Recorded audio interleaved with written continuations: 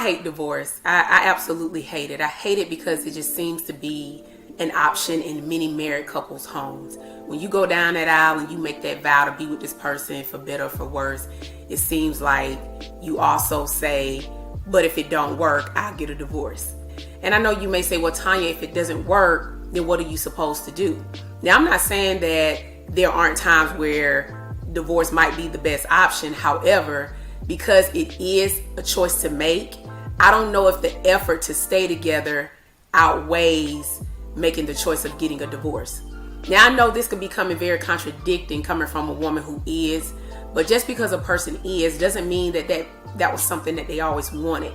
But it's the impact after the divorce that was a challenge for me. How much gets affected when you go through this process? It's not about just signing papers. It's not about just going to a courthouse and the judge is saying divorce granted. You know, I'm a mom, so my kids got affected by this. You know, both families get affected by it. Financially, you get affected by it. And not to mention just the mental and the emotional part of it too. You know, I was angry for a while. I was bitter. I was upset. I was hurt. I felt like a failure because I didn't want to be that statistic. I didn't want to be that divorced single mother raising her kids. However, you know, because I didn't give myself the permission to heal from it, I stayed in a space a lot more longer than I should have because I didn't admit that I wasn't okay.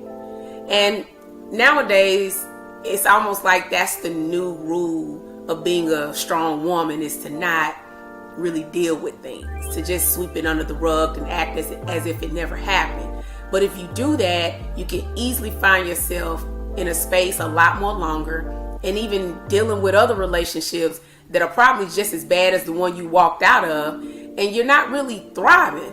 You're not really moving forward. And so the goal of breakup to breakthrough is to move forward. The goal is to become your best self. And so what I decided to do was to create content on, you know, how to get through a divorce, and also sharing my story as well to help those who are having an issue. Because, you know, I talk to women who have been through a divorce pretty often, and many of us suffer in silence. But when you get a chance to talk to them, you see the hurt that's still there. And we have to move past that. And we move past that by giving ourselves permission to heal. I also just want to put a disclaimer out there that this isn't to promote divorce. This isn't to condone divorce by any means. However, there are many people out here who have been through it. And many a times we feel judged. We feel like we're not enough. We feel like we're failures. And you shouldn't feel that way because you've been through it.